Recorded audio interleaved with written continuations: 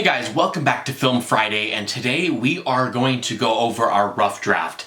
As promised, I told you last week that I was going to work on a rough draft from what we wrote on ChatGPT, and I finally finished it. Now, I'm pretty proud of this, but there's a lot of refining to do and still a lot of work we're going to have to do. Today, we're just going to read it over and hear what it sounds like, and and then we're going to go from there. And overall, I'm pretty excited about how it turned out, and I can't wait to refine it, make it better, and ultimately film it down the road.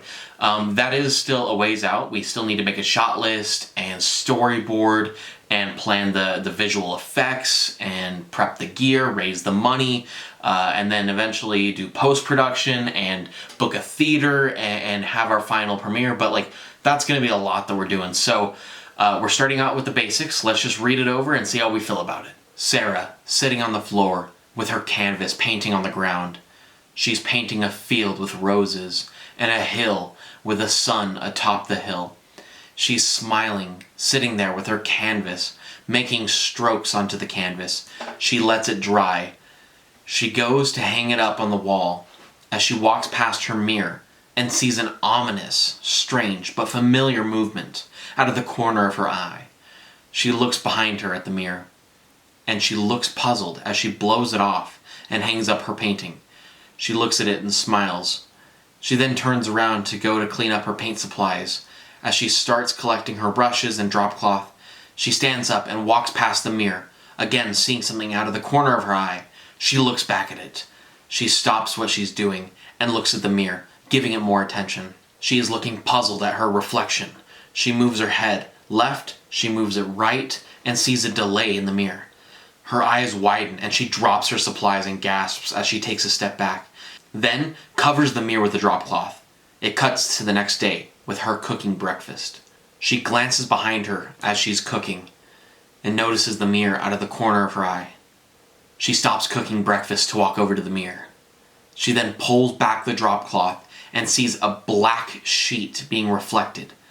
She looks puzzled for a few moments. A few moments then go by, and the black cloth falls off of the mirror.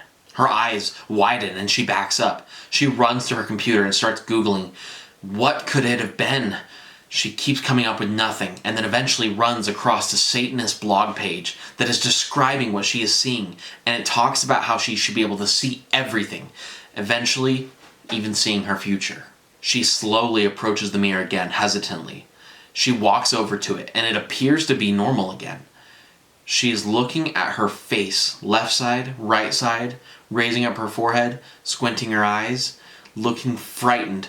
She is then choked by a man, screaming in the reflection. You see the look on her face. She is terrified, seeing a memory from her past. She backs up and falls down. She scrambles to her room, where she locks herself in her bedroom, and she is breathing heavily. She takes a moment to calm herself down as she starts crying.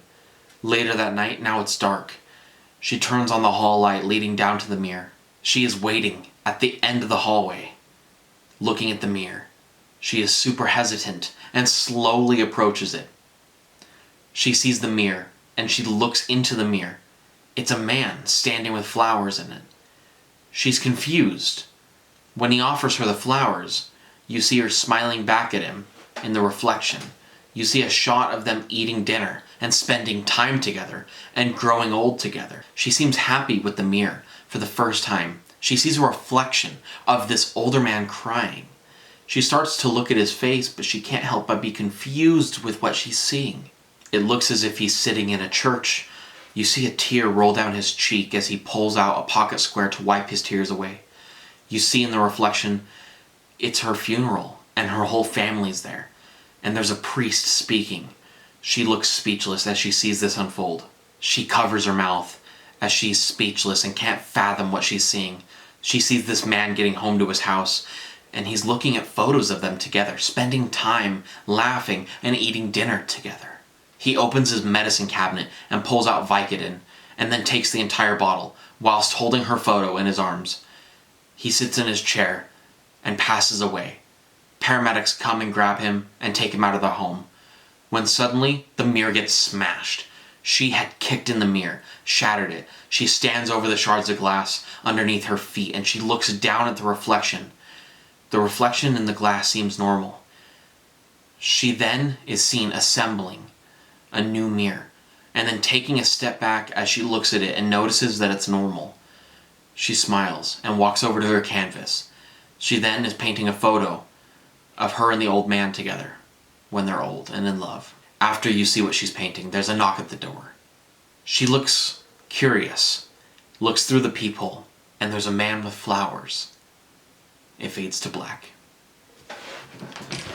Honestly, I'm really happy with how this script turned out, and I can't wait to see what the storyboard and the shot list is going to look like. We're going to cover going over the shot list in the next episode, so make sure you guys subscribe and follow for that. Thank you all so much for watching. This has been Film Fridays, and I can't wait to see you guys next weekend. I'm going to see you guys this Tuesday, so stick around for Tutorial Tuesday. It's Wesley, and I'll see you guys next time.